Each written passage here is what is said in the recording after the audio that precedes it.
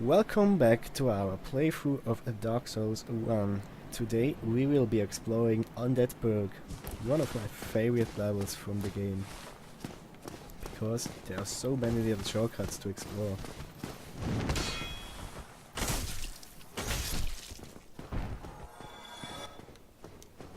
And so many boxes to crash.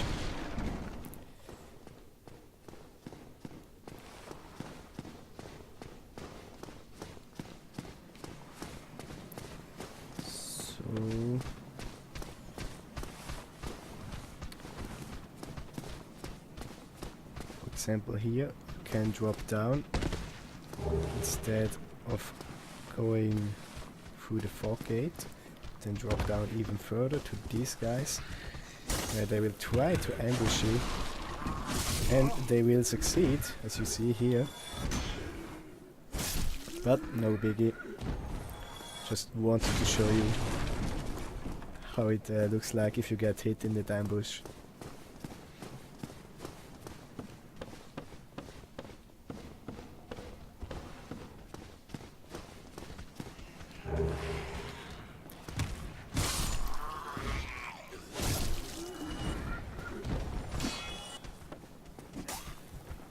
So yeah.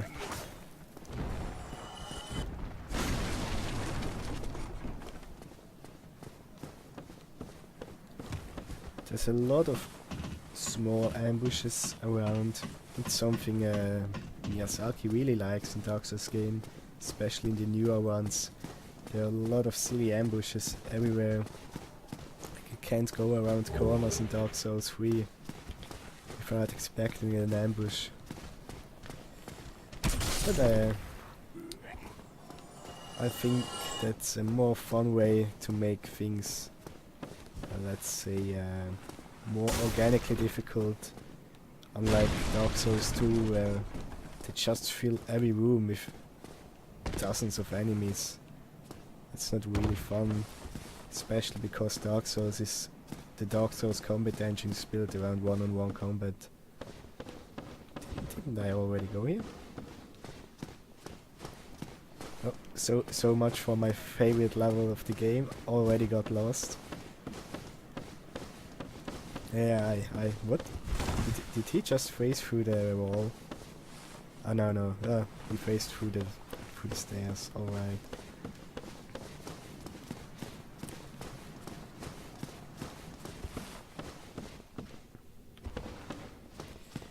So where is it? There's a place where you can actually... I think it's coming up later. There's a place where you can skip to lower Undead Burg from the Undead Burg without having to get the key from... What's his name? The goat demon? Capra demon. You can go to Undead Burg without even fighting Capra demon.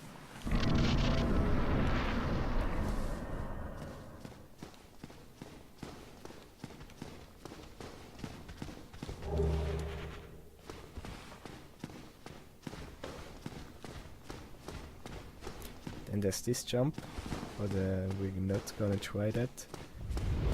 Ooh, there's a little jump scare from our dragon friend. We'll see him later. Yeah, that dragon thing is something that happens in a lot of the Souls games.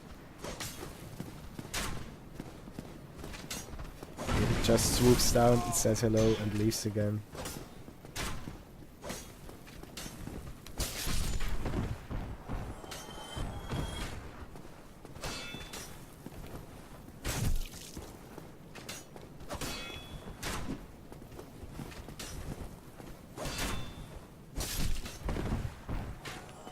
So, that archer guy is a little annoying.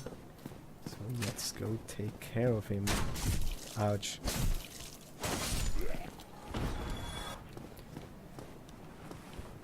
So, over here is the bonfire of the Undead Burg. Praise the sun, indeed. And because we're actually gonna use that bonfire quite a bit, we're gonna wanna kindle it. And because we have to go human to kindle this bonfire, pretty much guaranteed to get a PvP encounter, and it will go terribly. So that's one of the strange mechanics of Dark Souls. It's not really well explained, the whole reverse hollowing stuff. Like, you can only play online, you can only use the online features if you're actually human. And you can only offer humanity to bonfires if you're human.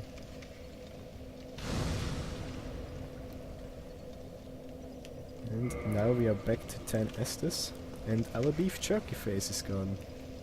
And our incredibly handsome character is finally his prime.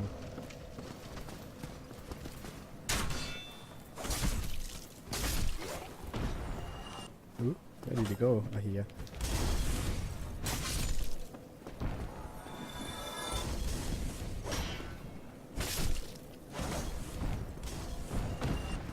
Ooh. Ooh, a waistcloth. That's hot.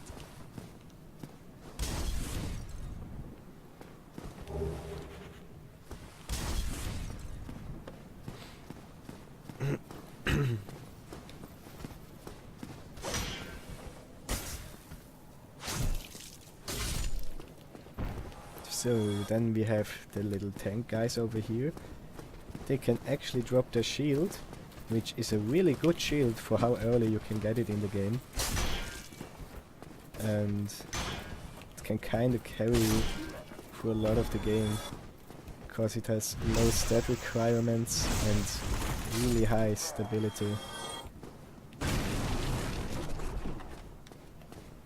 Here is a little secret passage. And here is another monster closet. Hello.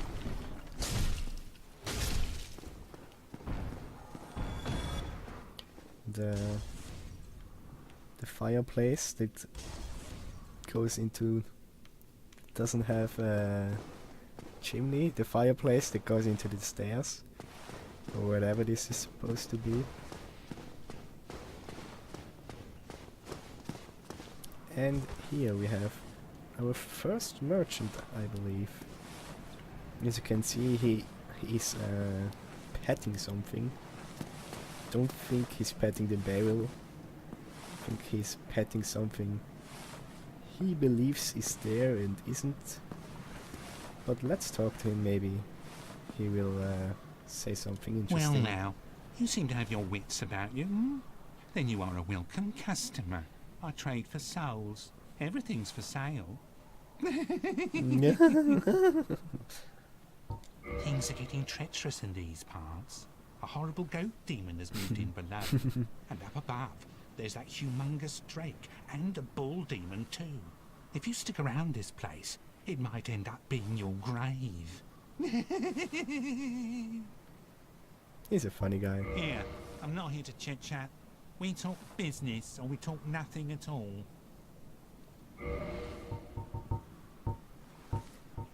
He sells quite a few useful things. For example, the guidance soapstone, which you can use to leave messages for other players.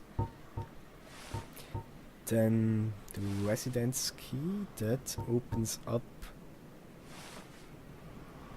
a room where an NPC is trapped in, repair box, where you can repair your weapons and armor, and the bottomless box where you can sort your inventory. And he's also selling a bow and some armor, so we'll probably wanna get the bow and the residence key, and then we can actually kill him to get a really good sword.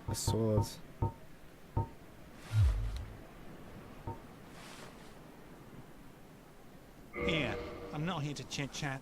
We talk I wonder if he says something new if I buy something. Here, I'm not here Nope. to chit-chat. We talk business, or we talk nothing at all. He's not in the mood to talk. Well, we'll get back to him later. To buy the key. How much is it? 1,000. Almost. You know what? 1,000, 2,000 souls. Then we can kill him. I think I have that much on hand. What a waste of time. What, dude? Go and fall off a cliff. I bought something. Don't be like that. Come on. Just pet your bucket. So, how much do I have on me?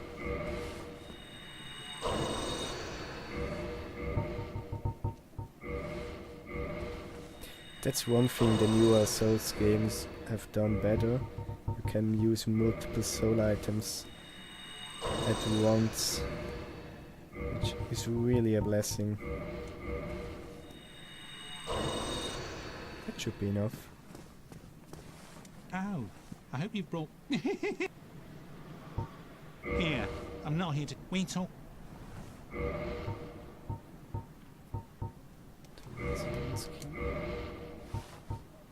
The repair box and the bottomless big box, I believe we can also buy from several blacksmiths. Then some arrows.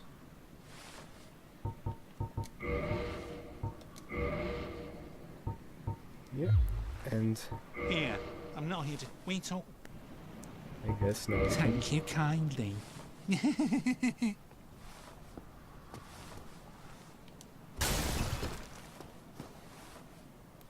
oh yeah, oof. Oh boy, do it again. Do it. Oh. Okay, now. Well, I'll talk about it after the deed is done. I'm sorry, my friend. You've gone mad, have you? I'll teach you, you lousy rat. Yulia! Yulia!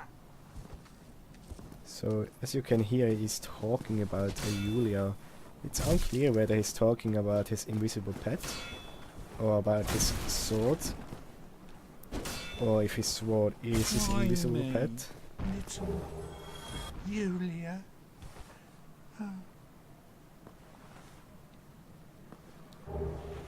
And we got a Uchi, which is a really good weapon early on in the game for a dex build. Uchi. Katana forged in an eastern land, known for its brisk slashing motions. Yeah, so...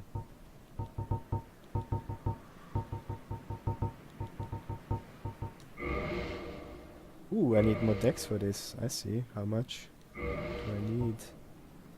12. How much do I have? Okay. Well, let's move on. Now that we got Uchi and a little dialogue of him.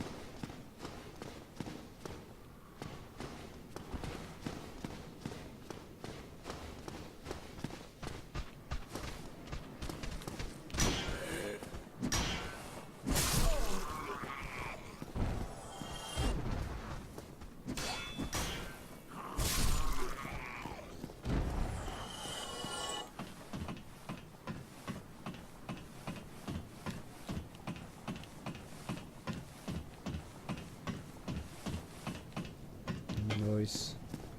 And from here we can actually make the jump that we saw before.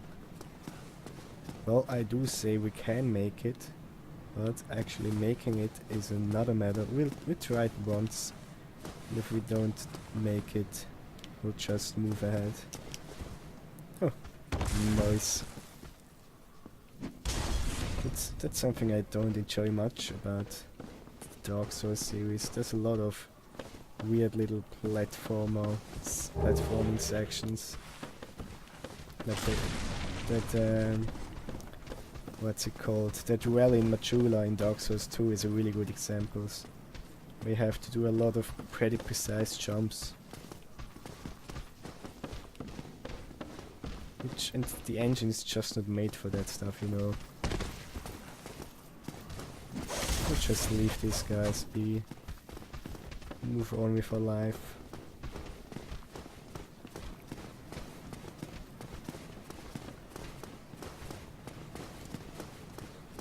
Are they still following? Nope.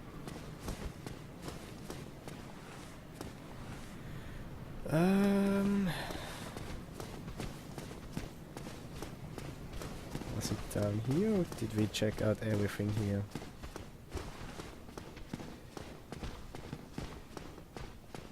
Yeah, we went here. Yeah, I think we did everything we can down here.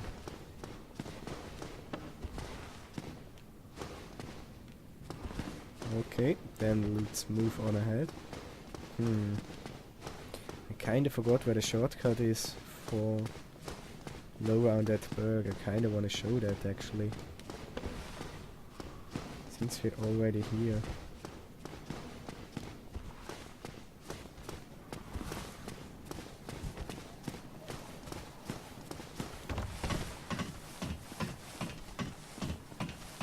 Damn, where is it?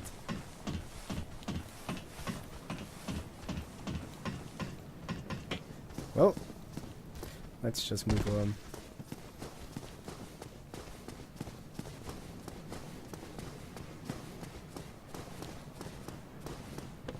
Maybe it's further up ahead.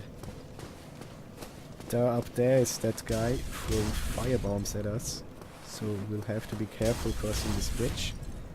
And up ahead are 3 enemies just waiting to attack us.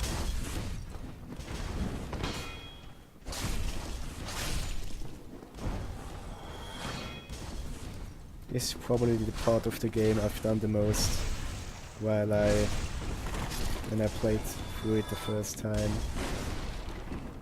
And that bird killed me a lot.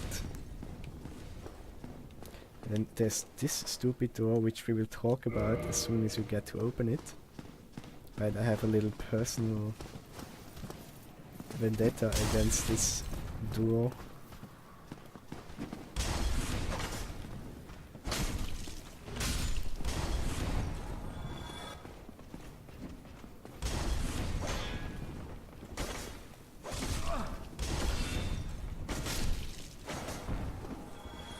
And right there you got to see the X property. If you don't properly hit with the X, you kinda whiff and have a longer recovery animation. That's why I couldn't raise my shield in time and got hit. Which I think is a nice mechanic. It punishes bad play.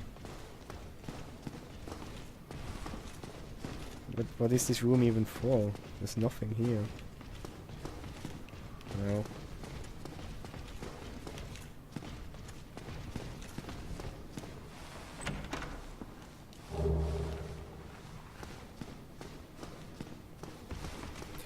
Yeah, something I want to talk about. How the houses here are all still set up as if it wasn't until recently that people still lived here. But all we see are those hollows that are really far gone and just attack anything inside. So I don't know if it's just decoration or if the hollowing got really worse just recently.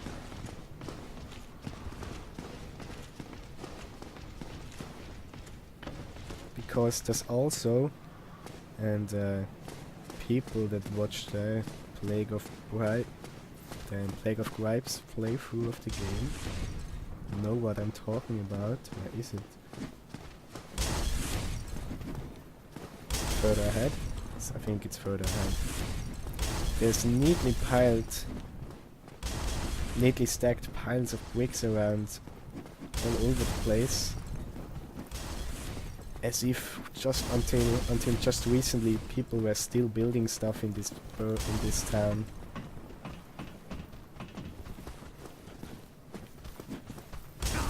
Ah, damn it.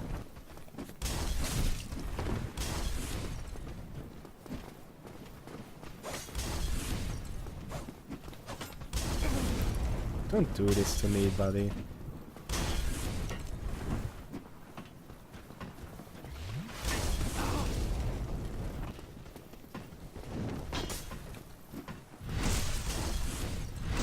Fortunately, backstabs have iframes, but not as you get out of them.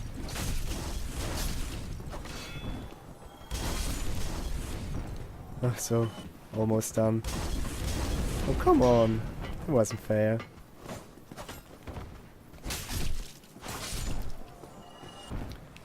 But yeah.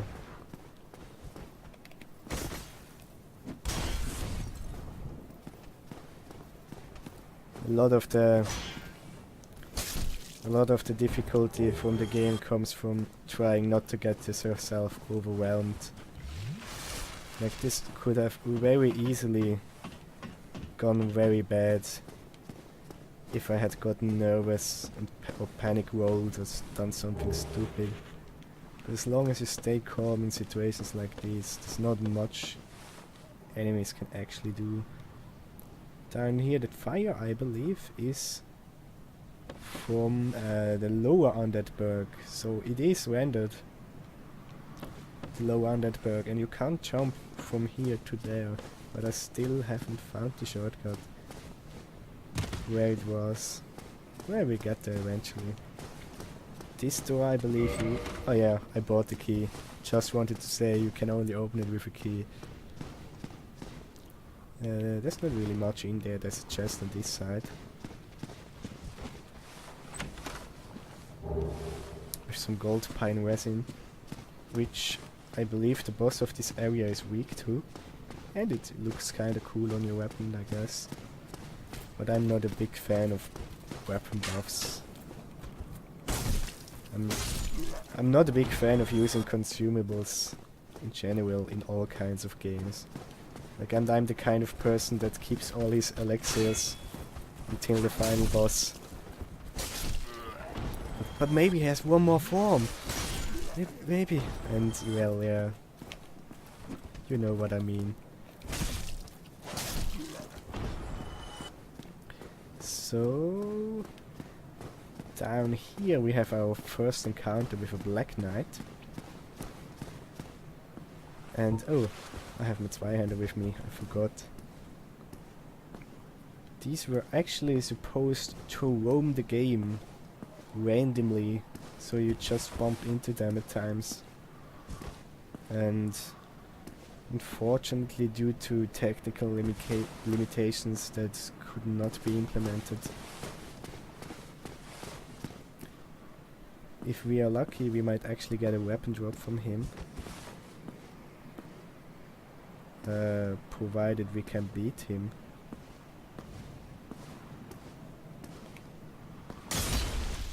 Well, I actually wanted to go for the backstab, but that is fine too. So I don't wanna fight him in a cramped place like this, so we're gonna go here. There's enough room here to work with. You can parry him, but I'm kind of a pussy, so I don't want to try it.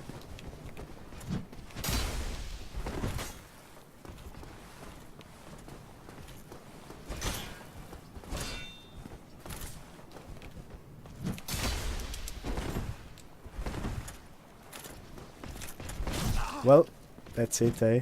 No, still alive. And here we go with the what I said earlier about not panicking. So we probably should leave to heal up. Well, maybe I can now. No, I couldn't. Maybe we can use this to our advantage.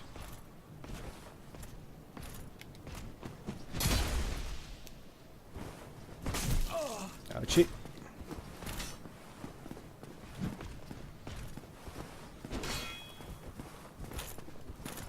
Just one backstab, come on dude.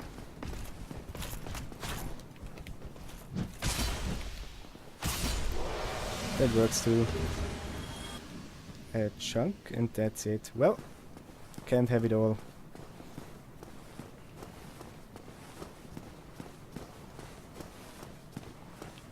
We have 6 Estus, that's pretty good. I think we can challenge the boss of the area like this. Pretty comfortably. Come on, do it. Do it. Thank you.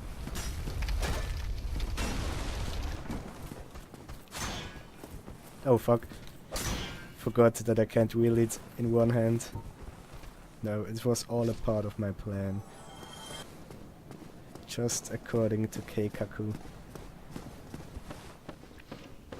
If we had the master key, we could actually go down here to challenge a Knight of Hell and get his ring, which is a really good ring.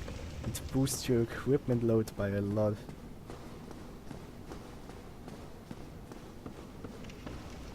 I believe there's something in here. I believe wrong. Maybe it's after the boss. Or here, maybe? Aha! Gotcha. These little guys hide some great upgrade material. Twinkling Titanite, usually. Exactly. And Twinkling Titanite you use to upgrade unique weapons and armor. Well.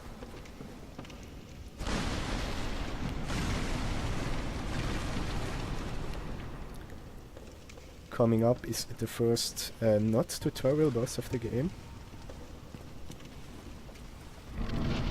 And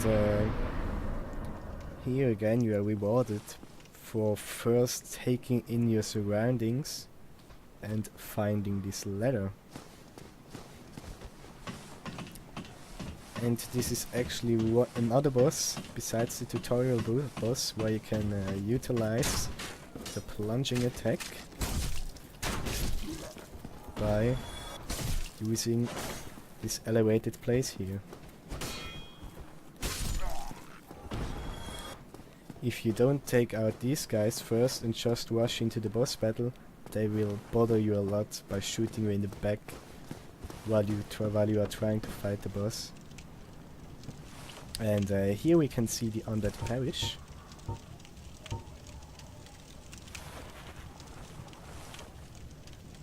Up there is the first bell we wanna ring, and up here we can see the walls of Anolondo, the city of the gods. Then what else can we see?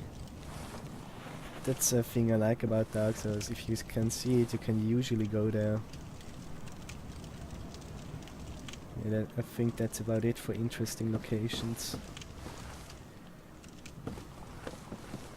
Well, I believe this here is the entrance to Sans Fortress, which is the way we used to go into Anolondo. Exactly. Yep. So enough stalling, let's fight the boss. Let's top off our health and hope for the best, eh? I usually skip this boss using the master key, so don't have that much confidence, but it shouldn't be too hard.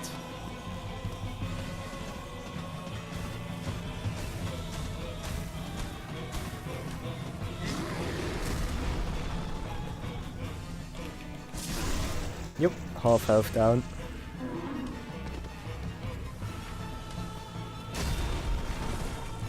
Yeah, that's if I block his moves, I get this really cool fling back animation. It looks awesome. I love it.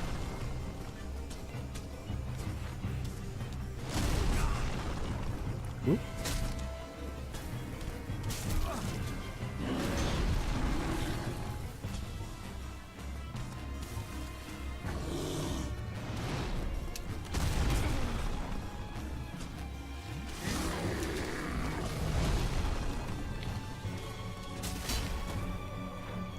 Here I actually broke his poise using the Zweihander. Another reason why I love this weapon, because it can so easily break enemy poise. There again. I think the main danger in this battle is him flinging you off the bridge. Yeah, and I think that's GG. So, the first real boss of Dark Souls.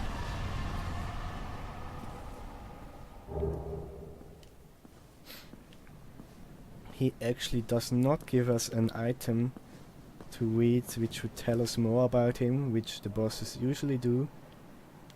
That's because he's a demon and demons don't have souls, I believe. So they can't drop any boss souls.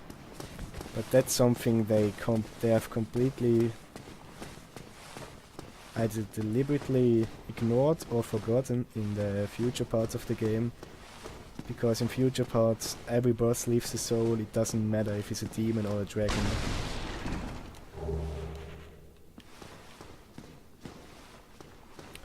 So yeah, I believe this is a good place to stop this episode.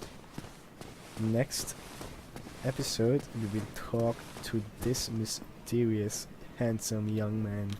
So, see you guys next time. Goodbye.